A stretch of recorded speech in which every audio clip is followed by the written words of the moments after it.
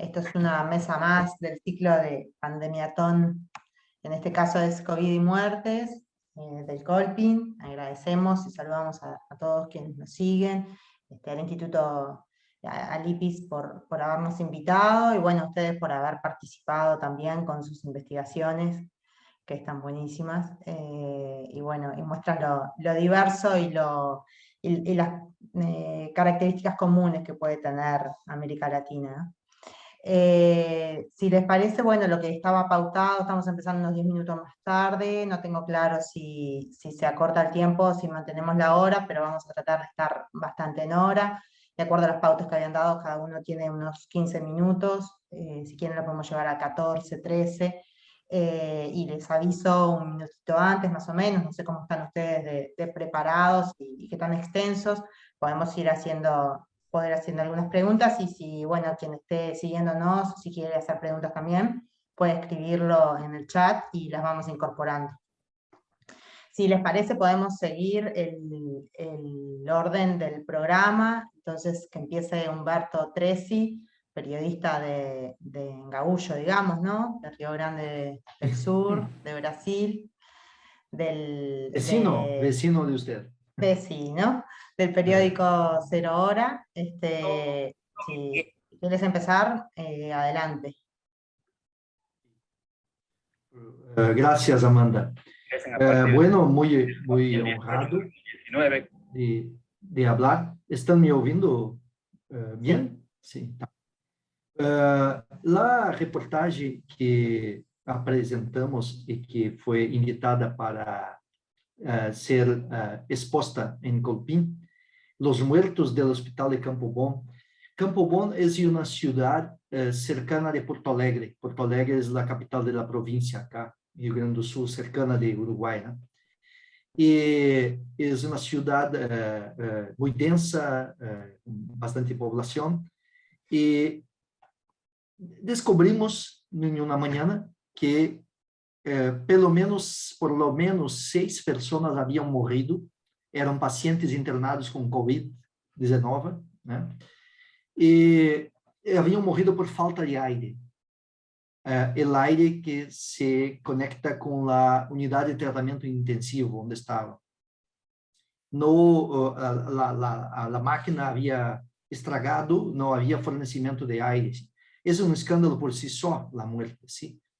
E hicimos a cobertura, todos nós, a prensa em geral, televisão, periódicos e tal.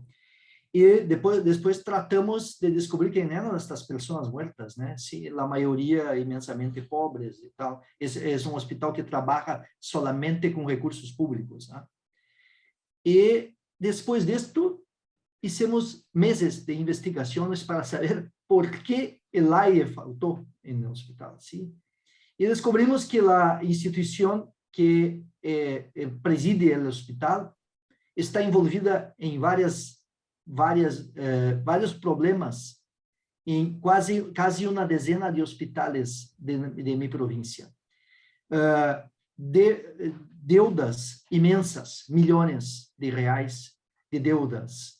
Essas deudas se refletem em não pagamento de los fornecedores, incluso del aire.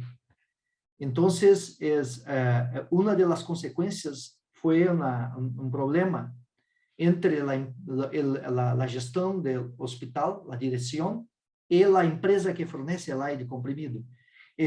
Algumas pessoas que sabiam como regular a máquina, o aparelho, foram demitidas, dispensadas. E quando as pessoas começaram a morrer, estas pessoas que sabiam como lidar com isso não estavam lá. Sim? Todo um problema. Depois descobrimos também problemas criminais da entidade. Sim? Rastreamos estes problemas em nossa província e na província vecina, Santa Catarina, né? Bueno, esta é a primeira parte da investigação. A segunda parte da investigação, além de contar a história personal de cada um de los muertos, depois de esto, soubemos que outras pessoas morreram dias depois, em consequência da falta de aire, também, no mesmo dia. Ao todo, antes da polícia, uma colega e eu descobrimos 21 pessoas mortas por causa de falta de aire, que ocorreu por deuda, né? Deuda, la plata faltou, não pagaram. Então, um problema que poderia ser sanitário era, na verdade, um problema de estafa, um problema de deuda, um problema de dinheiro, sim? E má gestão, muito mala gestão, né, do hospital. E não solamente deste hospital, hicimos várias outras, está disponível o PDF com a série de reportagens, são, acho que 30 reportagens. Descobrimos que em los outros hospitais que eles administram, há situações parecidas, entendeu? Eles recebem a plata do governo, somem com a grana, compram coisas, os dirigentes têm propriedades privadas, entende? Usam também parte da grana dos dirigentes. Esse é um maremoto de irregularidades, né? Então, isto basicamente, não por coincidência, ocorreu durante a pandemia, né? Que a procura por hospitais se multiplicou imensamente em todo o planeta e muito mais aqui em Brasil, né? Em Brasil, não sei se vocês sabem, foi o segundo país com maior número de infectados durante uma época. Acho que agora não mais, mas era o segundo, atrás dos Estados Unidos apenas. É isso. Bien, capaz que podemos colectivizar algunas de las otras partes de la investigación. En este caso mencionabas Adriana Guión es tu Adriana Guión es mi colega. Guión es tu colega. Ustedes publicaron una serie de notas, que fue lo que presentaron al concurso, entre abril y julio de 2021. Sí. Partían de un poco que contabas, de lo que fueron los testimonios, de ponerle cara a esas primeras 6 personas que se supo que habían muerto. Después fue que surgió la investigación, se formó una comisión a nivel de la Junta de Ediles, vendría a ser, ¿no? Una comisión de investigación en el ámbito de los vereadores que le llaman. Y te quería consultar, ahí se mencionaba que habían llegado la policía recomendó el procesamiento de autoridades de esta organización que gestiona este hospital, que es una asociación que, como decías, tiene, como ustedes hicieron esos nexos, tiene tiene a cargo varios hospitales, y bueno, ya tenía un prontuario, ¿no? Por más que tiene 4 o 5 años de historia, mencionaba que tiene ahí de surgida, bueno, acumula deudas y una serie de irregularidades y cosas que venían siendo observadas. Quería preguntarte si la justicia llegó a procesar o cómo ha seguido, y si a nivel público, si alguien tuvo alguna pena, porque ustedes mencionaban en la publicación que ya había algunas advertencias a nivel del Ministerio, de los organismos de sanidad, diciendo, bueno, tienen este problema, se les viene este problema. Entonces, ¿hubo alguna repercusión a nivel gubernamental? ¿Alguien más pagó, digamos, por esto? Sí, la entidad directiva de todos estos hospitales no era procesada antes de las reportajes. Después que mostramos el problema civil de las deudas que ocasionó el problema criminal, las muertes, a la policía hizo una investigación, es deber funcional, ¿no? Pero que empurrada un poco por la prensa, ¿sí? Un poco estimulada por nosotros, cobramos la investigación y hicieron, indiciaron criminalmente por homicidio 10 personas, la mayoría ligada al hospital, también al fornecedor de oxígeno. Es indiciada, no es aún procesada, pero que están ya denunciadas por la fiscalía y seguramente serán acusadas en la justicia. ¿Sí? Estamos orgullosos de esto porque creo que si la prensa no tivesse se ocupado deste assunto, estariam livres, estão livres aún, pero que estariam sem processo, né? Tanto que estavam com problemas em vários hospitais, a polícia não havia hecho nada, nadie, ¿sí? Ni la justicia. Alguna cosa de deuda. La justicia tramitaba algunos procesos de plata, referentes a plata, no referentes a crímenes. Entonces, acho que este fue el papel de la prensa, y acho que es uno de los papeles más importantes de la prensa, clarear, iluminar las cosas, ¿sí? Dar nombre a las personas que mueren como moscas. ¿Sí? Tivemos 700.000 muertos en Brasil de COVID, ¿sí? Y mayor parte de los muertos no se sabe ni el nombre. Con este caso nos demos un rostro, una historia a cada uno, y después descubrimos que había más muertos, lo que la policía no sabía. La policía no sabía. La policía trabajó siempre con 7 muertos. Nosotros que descubrimos los otros, los 21, ¿sí? Entonces ahora hay una nueva investigación que llegó a conclusión que son 21 los muertos, y no 7. Mas hasta entramos en esto, só se sabía de los 7 muertos naquela data, na data inicial, no las secuencias. É interessante, né? Não me gusta hacer elogiar a mim mesmo, ¿sí? Mas a la prensa. Acho que é importante que la prensa existe para esto, ¿no? Bien. Si les parece, podemos aprovechar este ratito que tenemos, de repente hay como una colectivización más tarde, y aprovechamos esta ventaja que deja Humberto en cuanto a tiempo. Mate. Y seguimos, un mate, bueno, yo también de mañana. Y seguimos con Wilfredo, Sí.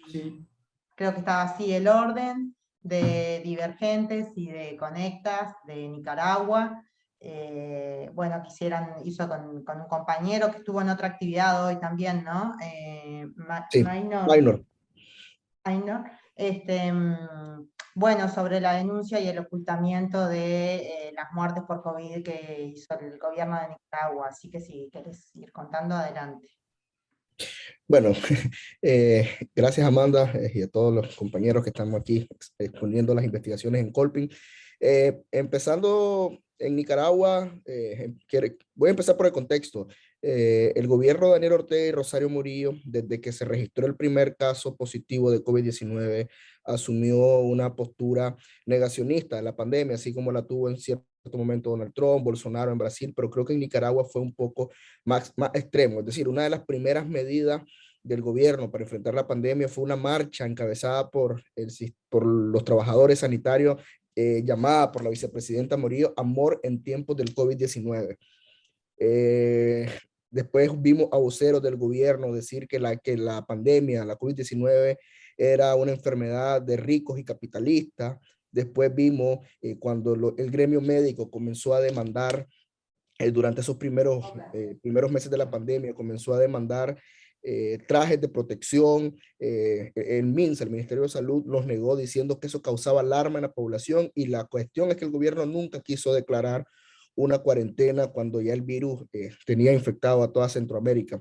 Entonces, así transcurrieron los primeros 2 meses de la pandemia, que fue a partir de mayo, y cuando llegamos a junio y julio hubo el primer brote de COVID-19 muy serio en Nicaragua. Es decir, tanto los sistemas privados de salud como los públicos colapsaron, las morgues estaban rebasadas de cadáveres, habían cadáveres en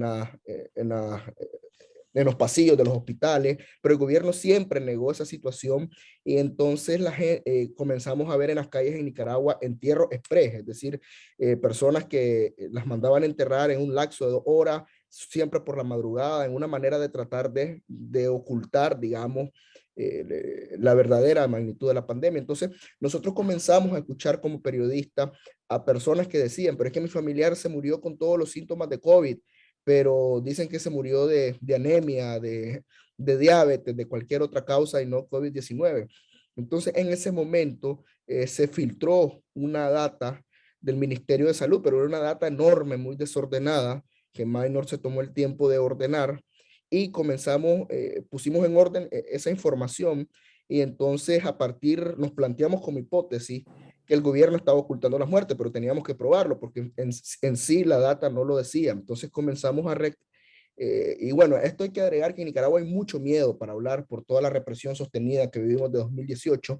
Entonces nosotros comenzamos a recabar actas de defunción de pacientes, familiares que convencimos que nos dieran, otros que no querían ser citados, y comenzamos a filtrar los nombres de esos pacientes en la data que habíamos ordenado y encontramos, pues, o sea, si bien es cierto, la gente tenía sospecha, nosotros demostramos que en realidad las personas que habían muerto durante ese lapso y habían puesto que, por ejemplo, un colega, Gustavo Bermúdez, que murió de un shock séptico, en realidad había muerto de COVID-19. ¿Por qué? Porque le habían realizado a esos pacientes que murieron pruebas PCR, no solo una vez, sino en 2 y 3 ocasiones, y las pruebas daban positivo según una data del MINSA, pero a la hora que le entregaban a su paciente, a los familiares, las actas de defunción de los pacientes, lo que veían era cualquier otra muerte, causa de muerte, cualquier otra causa de muerte y no por COVID-19, pese a que les habían realizado pruebas PCR y dieron positivo. Entonces comenzamos a recolectar más actas de defunción y nos dimos cuenta pues de que había un patrón adrede de ocultamiento de la verdadera causa de las muertes. Entonces en ese sentido vos virabas hacia la propaganda oficial y entonces al día de hoy Nicaragua tiene una cifra ridícula oficial de número de contagios y muertes. Entonces es una cifra totalmente maquillada que ha servido al gobierno para decir, miren, nosotros hemos contenido la pandemia, pero en realidad la realidad es otra, es decir, ha habido un ocultamiento no solo de la muerte, sino de los contagios, a tal punto que la OPS en distintas ocasiones ha dicho que las cifras oficiales de Nicaragua no son confiables y han recurrido a un conteo paralelo que hace el monitoreo nacional de COVID-19, que es una especie de organización médica y de otros expertos en la materia que han tratado de llevar un recuento del verdadero impacto de la pandemia en Nicaragua.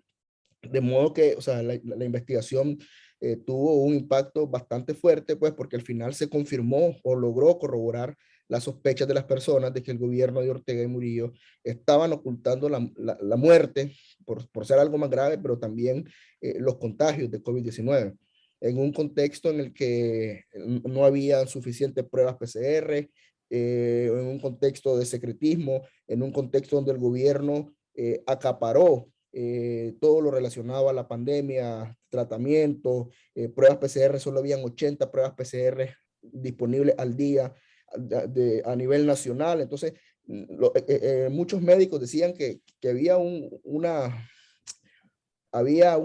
especie de caminar, de caminar a oscura y no saber cuál era el verdadero impacto de la pandemia, y eso limitaba mucho la contención del virus. Y el punto es que hubieron picos de muerte, que las calles se llenaron, como les dije antes, de entierros express, pero más o menos ese es el resumen del trabajo.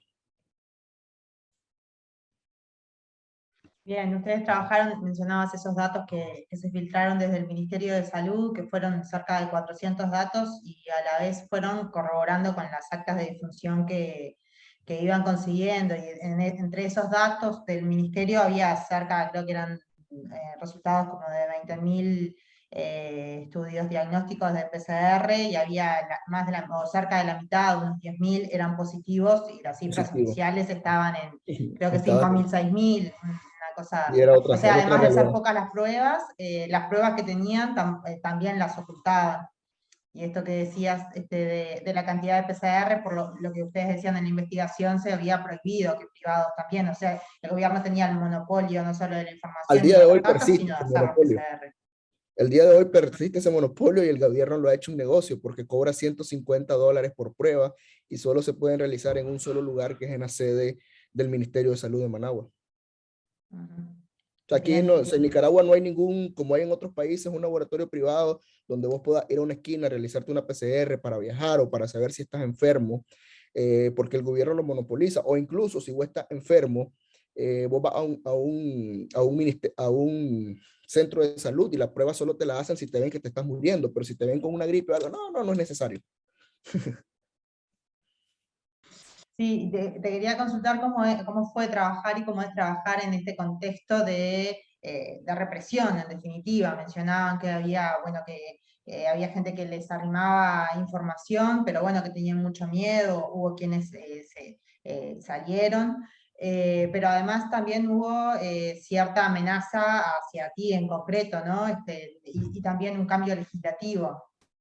Capaz Sí, que puedes mira, contar. después que publicamos la investigación, si no mal recuerdo, como una semana, 2 semanas después, el gobierno aprueba la ley de ciberdelitos. La ley de ciberdelitos, en síntesis, es que dice que el gobierno se arroja a la facultad de decidir cuándo un reportaje o algo es noticia falsa y por eso te puede caer 1 o 8 años de cárcel. Pero también penaliza las filtraciones con 8 años de cárcel al sector público. Es decir, en un contexto cerrado como el de Nicaragua, el periodismo depende mucho de las filtraciones y evidentemente no publicamos las filtraciones per se, sino que las trabajamos. Entonces criminalizan eso de las filtraciones, pero también la cuestión de noticias falsas. Evidentemente sufrimos ataques por este trabajo y casi 6, 7 meses después yo fui citado a la fiscalía, en medio de una escalada represiva que hay en Nicaragua desde junio, cuando el gobierno apresó a líderes opositores. Al día de hoy hay 2 periodistas presos y la fiscal Heidi Ramírez me dijo que yo había violado la ley de ciberdelitos, que era mentiroso y que por eso me iban a enviar a la cárcel. Es decir, y comenzó la fiscal a leer todos mis trabajos, pero también mencionó y lo leyó. Es decir, aquí estás mintiendo, estás diciendo que aquí se ocultó la muerte. Entonces yo tuve que, a raíz de eso, comenzaron también una campaña de desprestigio, de acoso, de decir que yo era mercenario de la comunicación, etcétera. Y también una publicación oficiosa del gobierno dijo que yo estaba lavando dinero, que había lavado como $500,000 y que casi que era empleado del Departamento de Estado de Estados Unidos. Y lo único cierto que tenía esa publicación era la dirección de mi casa. Yo tuve que exiliarme de nueva cuenta a Costa Rica por las amenazas, y cuando alguien de mi familia fue a sacar ropa para enviarme, porque yo salí de la fiscalía y a las pocas horas ya me había exiliado en Costa Rica, encontraron una nota que decía, te estamos viendo. Entonces, al día de hoy también persiste el acoso policial para mi familia que sigue allá en Nicaragua. Entonces, pero más o menos así es. Así, no solo yo, sino muchos periodistas que todavía continúan en Nicaragua están sorteando este estado represivo, este estado policial de facto que conculca todas las libertades públicas en Nicaragua.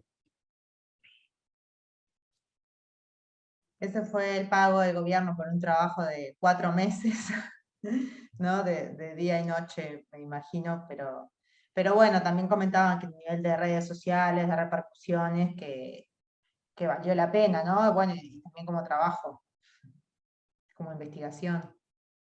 Sí, porque al final del día se sospechaba de que el gobierno estaba ocultando muertes, pero yo creo que eso es la importancia del periodismo, que corrobora las sospechas de la gente y al final crea evidencia para lo que está sucediendo. Igual ocurrió en 2018, cuando el gobierno y las fuerzas policiales y paramilitares estaban asesinando personas.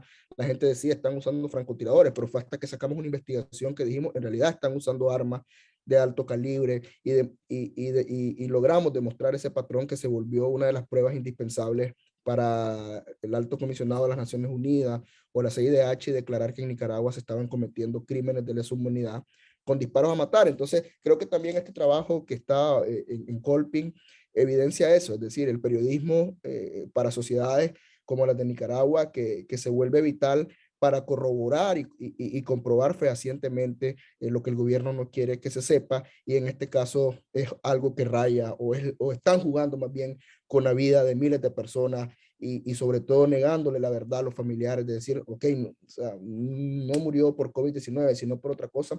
Una cosa absurda para mantener este discurso de que en Nicaragua está controlada la pandemia a costa de la vida de la gente.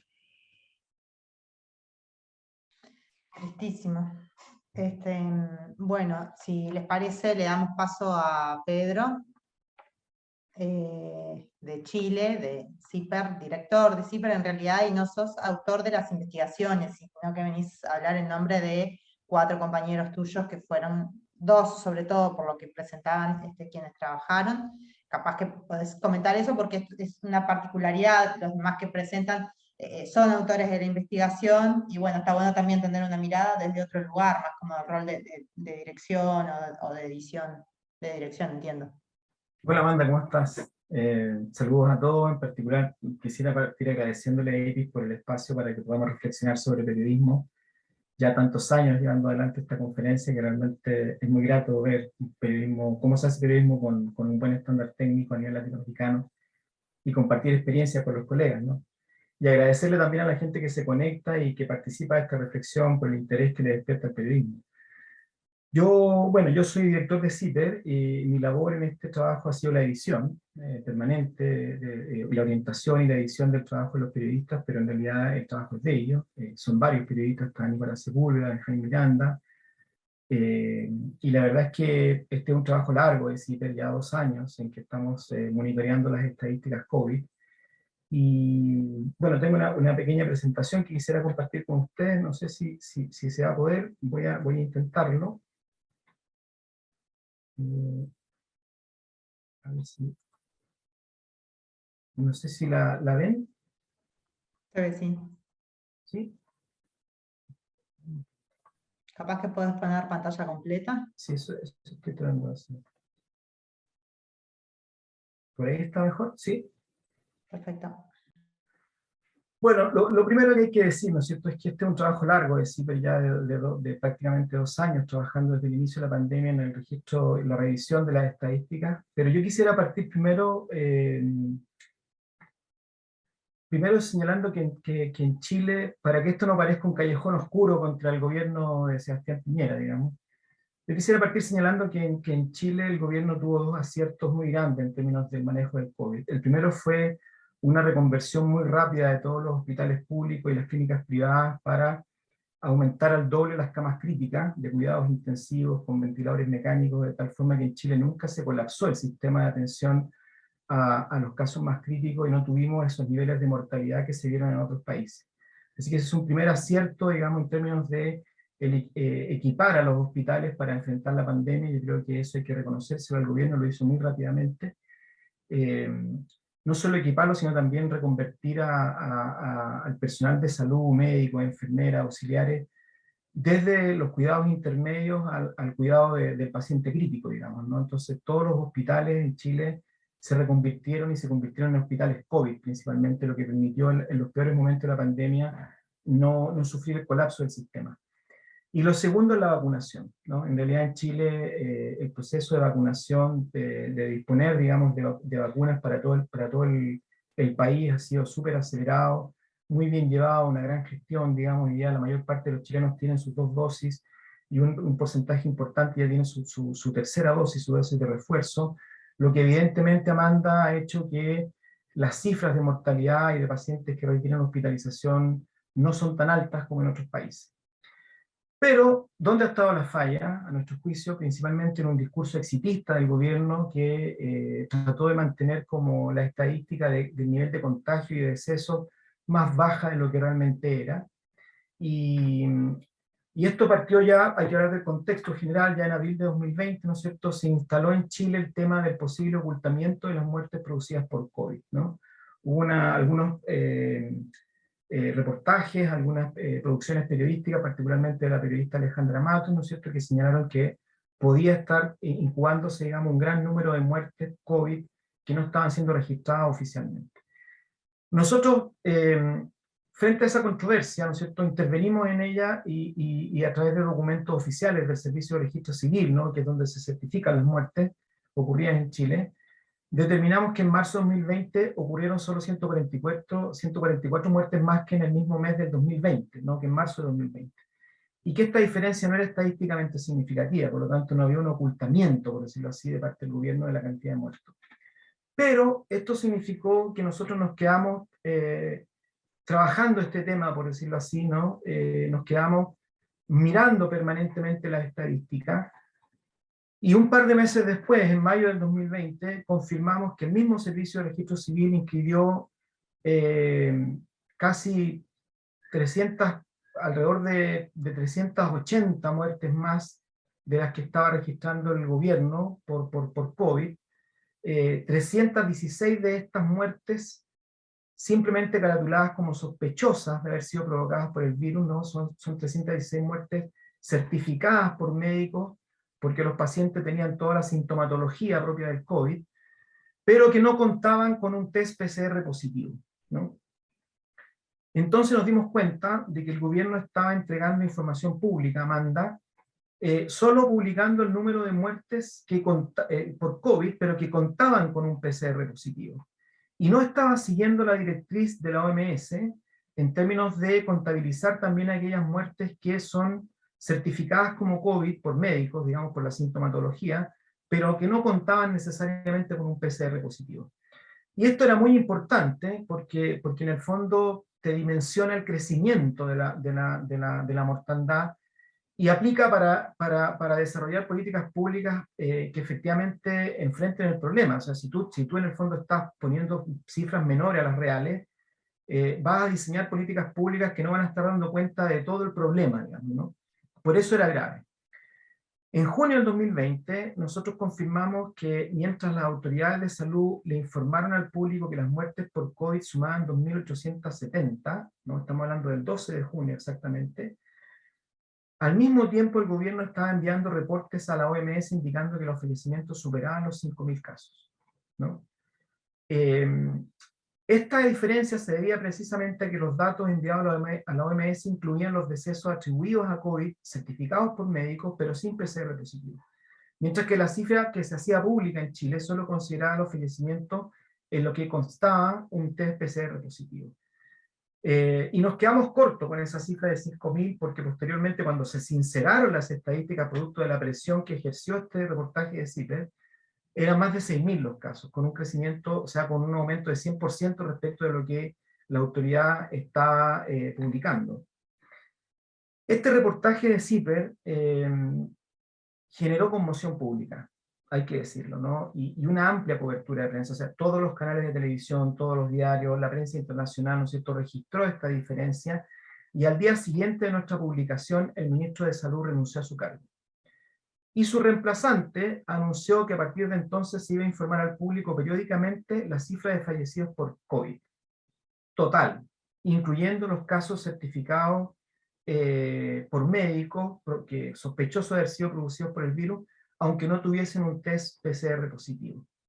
Así que yo creo que una de las cosas importantes de este reportaje, de esta serie de reportajes de CIPER, es que permitió sincerar las cifras, ¿no? Y dar a conocer públicamente las cifras totales, ¿no?, que involucraban todos los casos de muertes por COVID y no solo aquellas que estaban testeadas por laboratorio, por decirlo así, ¿no?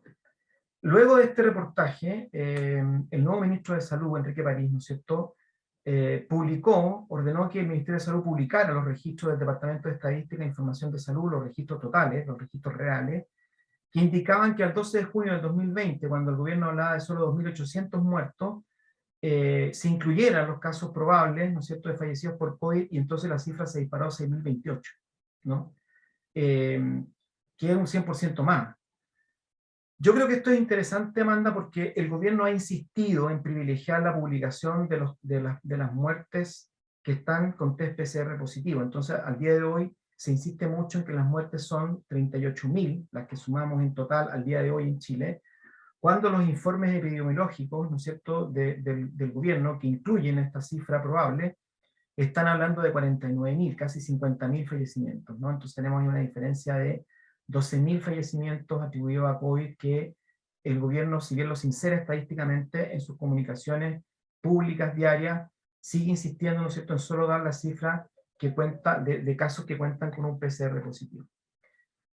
Bueno, después de esta publicación, nosotros difundimos la declaración que prestó ante la Fiscalía la epidemióloga del Ministerio de Salud, Andrea Albagli, ¿no? Ella renuncia al Ministerio de Salud, se presenta ante la Fiscalía, que ya está haciendo una investigación penal por este manejo de las cifras, ¿no es cierto? Y ella aseguró que en abril del 2020 el equipo del gabinete del Ministro de Salud, ¿no?, su equipo más próximo, le pidió que manipularan la base de datos de contagiados con COVID, ¿no? En realidad lo que le pidieron fue bajar el número de casos hasta que calzaran con las cifras que a diario entregaba al público el ministro. Y ante la negativa de ella, ¿no es cierto?, lo que se hizo fue utilizar una fórmula, es lo que ella declara ante la Fiscalía, de ir cortando el cálculo de contagiados cada vez más temprano, de forma que nunca entregara cifras superiores a las que estaba publicando la autoridad, ¿no? Y ese desfase llegó a ser de 2 días entre la información que acumulaba la estadística oficial, ¿no?, interna del ministerio, y la que se iba publicando.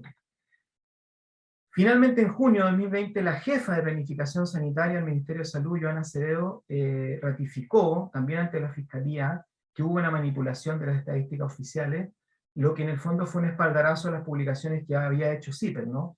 Y que se estaba rebajando la cifra diaria de contagiados con COVID, ¿no? Aquí estamos hablando de los casos de contagio, no de los casos de fallecimiento. ¿Qué es lo que declaró Acevedo? Es que en los informes epidemiológicos los especialistas del ministerio ajustaban las cifras para calzarlas con las que eran difundidas por la autoridad. Y ella sostuvo, ¿no es cierto?, que el equipo del gabinete del ministro, al igual que lo que sostenía la epidemióloga Albali, que recién vimos, ¿no es cierto?, llevaba un conteo paralelo a la estadística oficial. Pero no solo eso. Independiente de la declaración que ella hizo, CIPER accedió a correos electrónicos de Joana Acevedo, ¿no?, de la jefa de Planificación Sanitaria del Ministerio, que indicaron que asesores de la Presidencia de la República, que no son personas especialistas en salud, intervinieron en la elaboración de estos informes con el registro estadístico que llevaban los especialistas epidemiólogos del Ministerio. Frente a toda esta evidencia, Amanda, CIPER pidió al Ministerio de Salud, usando la ley de transparencia, copia de todos los reportes que se enviaron a la OMS con el recuento de fallecidos por la pandemia. Hasta hoy la autoridad no lo ha entregado, no ha entregado estas copias, a pesar de que el Consejo para la Transparencia, que es la entidad que dirime, ¿no es cierto?, estos litigios, pidió que se entregaran estos documentos, ¿no? Y por último, no quiero alargarme mucho, en septiembre ya del año pasado, CIPER pidió al Ministerio de Salud copia de todos los correos electrónicos de las principales autoridades que intervinieron en la estrategia para enfrentar la pandemia y para llevar el registro estadístico. Y aunque la respuesta inicialmente fue negativa del Ministerio, no nos quisieron entregar los correos, el Consejo para la Transparencia falló a favor de CIPER en enero de este año, ordenando que se nos entregaran los correos. No obstante, el gobierno llevó el caso a la justicia, porque insiste en su negativa, no quiere entregar estos correos electrónicos, y el caso está aún pendiente de fallo en la Corte de Apelaciones de Santiago.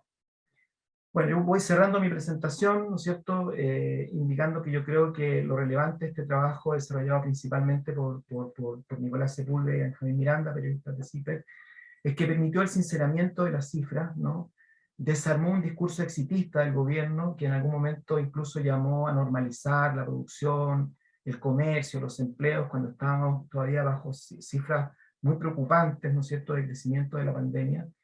Y por último, yo creo que nos ha llevado a un enfrentamiento judicial para conseguir esos correos electrónicos y para conseguir los reportes que se enviaron a la OMS, de tal forma de que el país tenga la tranquilidad de conocer el manejo estadístico real que se hizo durante todo ese tiempo.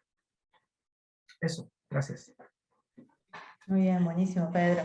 El caso de ustedes tienen muchos puntos de contacto con lo que contaba, con el trabajo de Wilfredo y sus compañeros, ¿no? En este caso, a diferencia de eso, con la introducción que hacías, el gobierno ni siquiera tenía necesidad, si se quiere, porque no tenía que ocultar muertos que eran inocultables, ¿no?, como decía Wilfredo, pero tenía una situación epidemiológica un poco más controlada, otra contención, un sistema de salud un poco más preparado, y después con la vacunación, y aún así llega a hacer esto, y también hay otro punto de contacto en los recursos, ¿no?, y en pelear a la justicia para terminar, seguir la pulseada bueno, y mantenerlo y alargarla todo lo que pueda.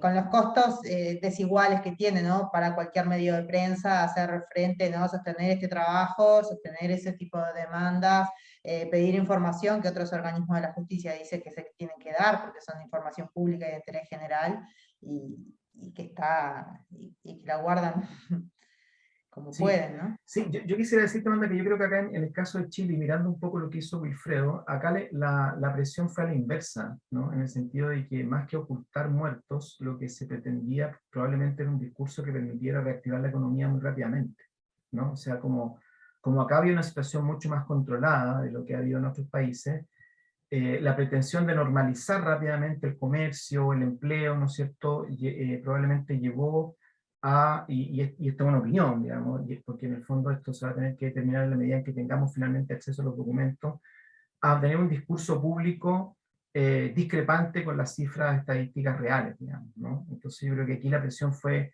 distinta, fue más bien, tenemos la situación más o menos controlada, no está una situación, ¿no es cierto?, completamente crítica como en otros países, entonces la presión fue normalicemos el empleo, normalicemos el comercio, normalicemos el turismo, ¿no es cierto? Y creo que por ahí el discurso exitista, por decirlo así, llevó a que se manejaran las cifras de la forma en que quedó puesto en los reportajes de CIPE. Sí, y también tiene que ver con esto que señalabas, con algunos funcionarios de gobierno, más de presidencia del Ejecutivo, pasando información que era puramente epidemiológica y, bueno, y los epidemiólogos tirando, como quien dice, ¿no? Sí. Como bueno, como estaba renunciando como esta, la primera de los testimonios que traías, no me sale el apellido. Al Bagley. Ahí está, el Bagley. Andrea Bagley. Sí, yo te diría que ahí es el clásico choque entre quienes manejan el discurso más político y quienes manejan, ¿no es cierto?, el registro técnico, ¿no? Entonces, evidentemente son funcionarios de carrera, son funcionarios de muchos años en Chile, y por lo tanto también van a defender su imagen profesional, por decirlo así, lo que provoca, ¿no es cierto?, que se conozca finalmente esta discrepancia cuando se inicia la persecución penal de eventuales posibles delitos, digamos, la Fiscalía interviene, toma declaraciones, y entonces nos encontramos con estas declaraciones de funcionarias técnicas, ¿no?, profesionales que se dedican al tema epidemiológico, que en el fondo chocan con aquellos que están elaborando el discurso más político.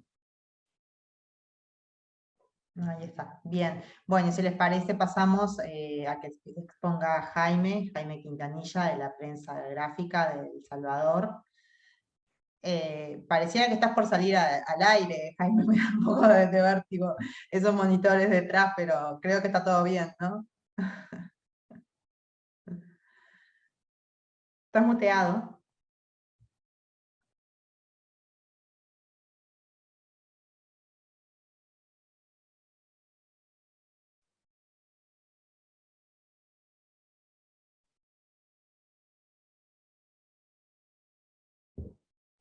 A ver ahí.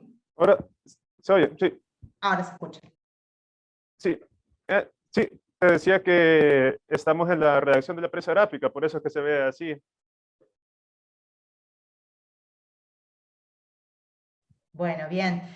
Bueno, en el caso de ustedes, lo que reportaron, también trabajaron en equipo, y bueno, fue el trabajo del hospital, que iba a ser un hospital magnífico, y terminó siendo un hospital 4 veces más caro y mucho peor de lo que se suponía que iba a ser. Terminó siendo un mega vacunatorio, decías. Capaz que podés contar cómo fue todo ese proceso, también de un montón de meses. Sí, primero quizás sería bueno dar un poco de contexto. El Salvador fue de los primeros países que adoptó medidas bien drásticas para intentar contener la pandemia. Una de esas fue una promesa del presidente Nayib Bukele de construir el hospital más grande de Latinoamérica para atender la COVID-19.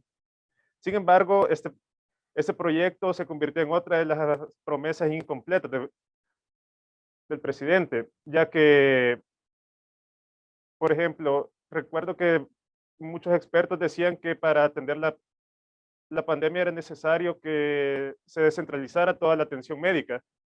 En su lugar, Bukele contrató el criterio.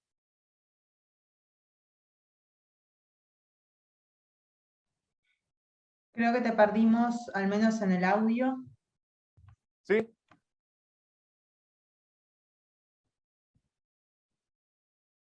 ¿Se oye? Sí. Como les decía, entonces, Bukele en marzo prometió esto, que iba a construir el mejor hospital para atender la COVID-19.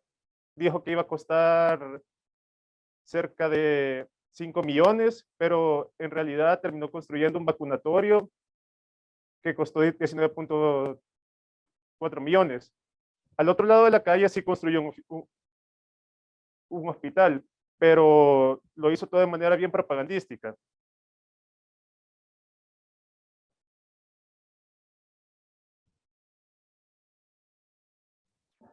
Perdimos tu audio ahí. Sí, Ahora sí. no, sí, se oye, ¿verdad? La realidad de este proyecto fue que entregó un hospital a medias, no estaba completo y ni siquiera tenía toda la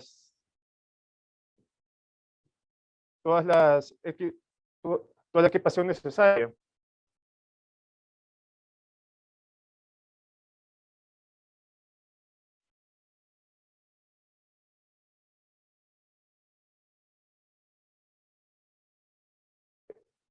Esta investigación ha sido de varios meses, ha durado quizás unos 6 meses en lograr contactar todas las fuentes para lograr confirmar que en efecto se construyó un hospital a medias. Los médicos que estaban adentro del hospital llegaron a decir que cuando Bukele prometió que tenía 700 camas disponibles, en realidad ya estaban saturados. Por eso, y aparte que el gobierno de Bukele se ha vendido como uno de los mejores para atender la pandemia, pero esto se ha manejado más que todo a través de propaganda. Todo este gobierno ha ocultado la información relacionada con la pandemia 2019. La opacidad no es nueva para este gobierno ni para este proyecto. La Asamblea, la Asamblea Legislativa aprobó préstamos que sumaron 3.000 millones durante la pandemia para atender todas las emergencias, ¿verdad? En este contexto, investigar qué se hizo con todo ese dinero era casi imposible. Mucho de este monto, varios millones, fueron destinados justamente para la construcción de este edificio y del hospital. Pero como el gobierno ya tiene todo esto bajo reserva, rompió con la ley de acceso a la información, el acceso a fuentes oficiales para los periodistas críticos es casi imposible. Ningún funcionario nos quiere dar entrevistas y cuesta que nos den declaraciones claras, que nos responda realmente qué ha pasado con el uso de fondos.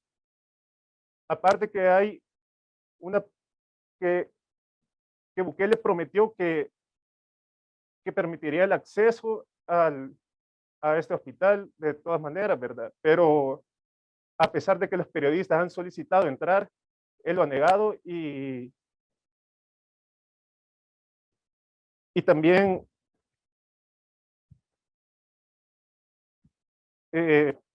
los doctores que han trabajado en este hospital también tienen miedo de hablar por perder sus trabajos. Por eso todas las fuentes que logramos conseguir que están adentro del hospital han sido en off. Además de las fuentes de doctores y de personas que trabajaron en ese proyecto, la Corte de Cuentas comenzó a hacer unos informes para fiscalizar cómo se construyó todo esto. Pero hasta el día de ahora no le han hecho, hay unos que no los han hecho públicos. Estos informes además demuestran que hay cerca de unas 60 irregularidades en toda la construcción. Con esta información logramos dar con las empresas que participaron en licitación y construcción del hospital y del edificio que se construyó anexo.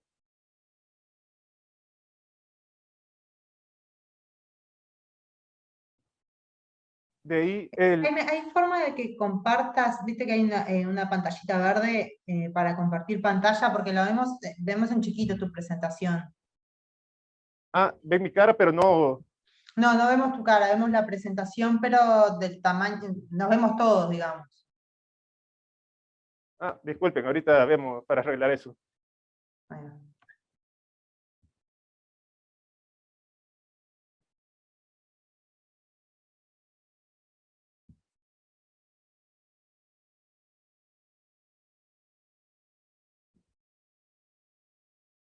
disculpe que hay un poco de problemas técnicos, pero como les decía, eh, eh, eh, el gobierno prometió que iba a ser transparente en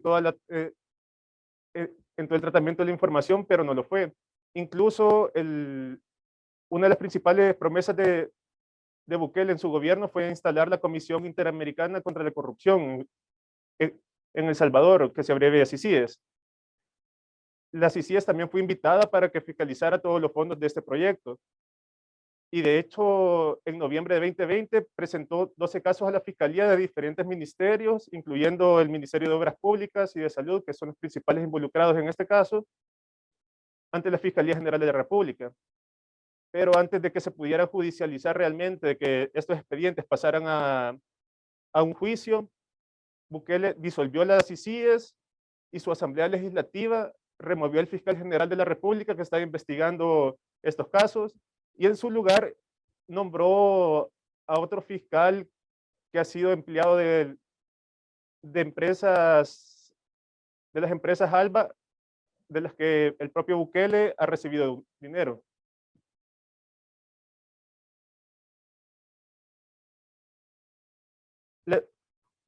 Toda esa improvisación de la que les he hablado terminó costándole varios millones al gobierno, porque, por ejemplo, en la parte del Hospital El Salvador, que sí funciona como tal, el gobierno contrató a una empresa que era inexperta y que no tenía ni siquiera la habilidad técnica para instalar toda la climatización del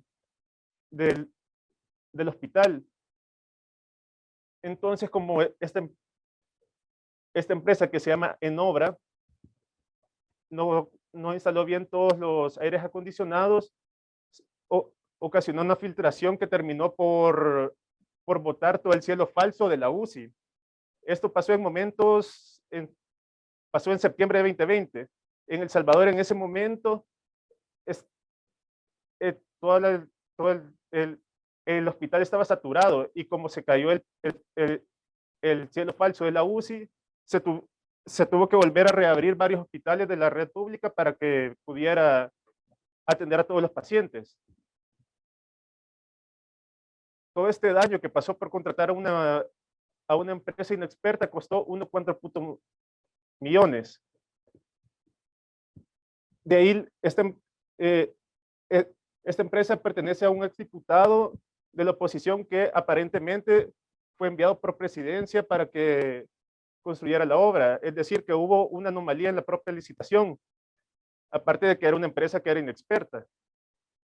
Como pasó esta desgracia, la empresa buscó a otra empresa que sí era experta en la instalación de aires acondicionados para que le hiciera un informe y le dijera cómo resolver toda la filtración que tenían los aires acondicionados y que había ocasionado que se cayera el techo de la UCI. A pesar de que todo este desastre llegó a los oídos del MOP y también se intentó solucionar, hasta 2021 todavía persistieron las goteras.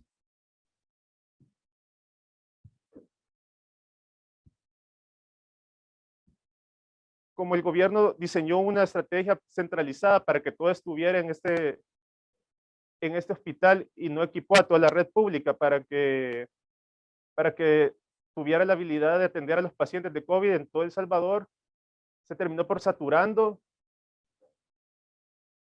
la UCI del Hospital El Salvador, que aparte estaba afectada.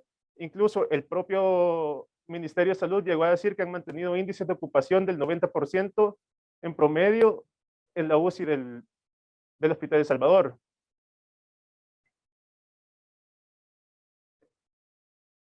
Mientras pasaba todo esto, en la parte que sí funciona como hospital, al otro lado de la calle se estaba erigiendo un edificio de 3 pisos que en teoría tuvo que haberse convertido en un hospital para atender los casos graves de COVID-19 y que albergaría, dijo, 1,000 camas.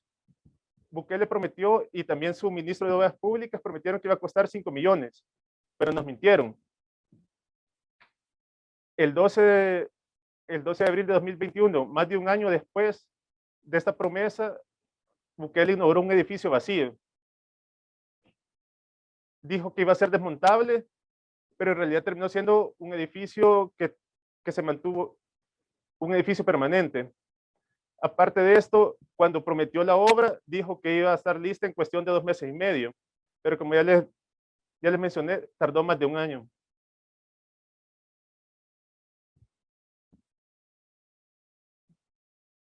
Para esta obra, el Ministerio de Obras Públicas también contrató a empresas, a empresas inexpertas en la construcción de hospitales. De hecho, ninguna tiene experiencia, al menos en su página web y en las licitaciones que ha hecho con el gobierno de El Salvador en la construcción de hospitales. Una de estas se llama Isivil, que recibió 3.9 millones por hacer los cimientos. La otra se llama Infica, que recibió 4.5 millones para hacer la estructura del hospital, pero en 60 días. Sin embargo, tardó más de 107 días y esta empresa, como ya les dije, no es experta en levantar estructuras para hospitales. Es experta en hacer naves industriales, o sea, en galerones, en lo que terminó siendo la obra que inauguró Bukele. Con estas dos empresas, el Ministerio de Obras Públicas dijo que las contrató para levantar un hospital. La tercera, la que se encargó de la parte eléctrica, de toda la instalación eléctrica del edificio, en su contrato no dice nada de un hospital, solo dice que va a ser la instalación eléctrica de un edificio de 3 niveles, pero no menciona nada de un hospital. Entonces ahí la Corte de Cuentas cuestiona justamente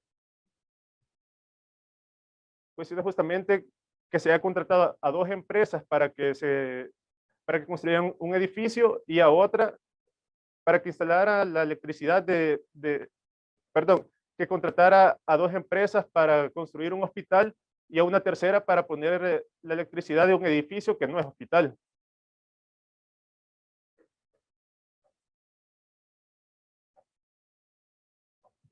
Además, en la construcción del Hospital de El Salvador, el gobierno, a pesar que Bukele controla y tiene amigos y ex empleados de sus empresas en todos los ministerios, ni siquiera se preocupó por pedir los estudios ambientales y cómo iba a afectar a todas las personas que transitan y viven en la zona. El Hospital de El Salvador está instalado en una zona capitalina bastante transitada. Entonces, según el propio Ministerio de Medio Ambiente salvadoreño, no es una zona propicia para instalar un hospital. A pesar de todo esto, Bukele dijo que ahí sí iba a ser.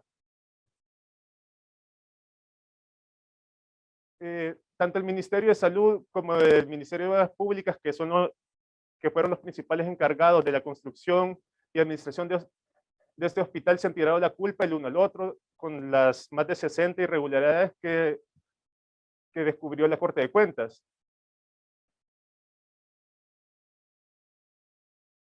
Según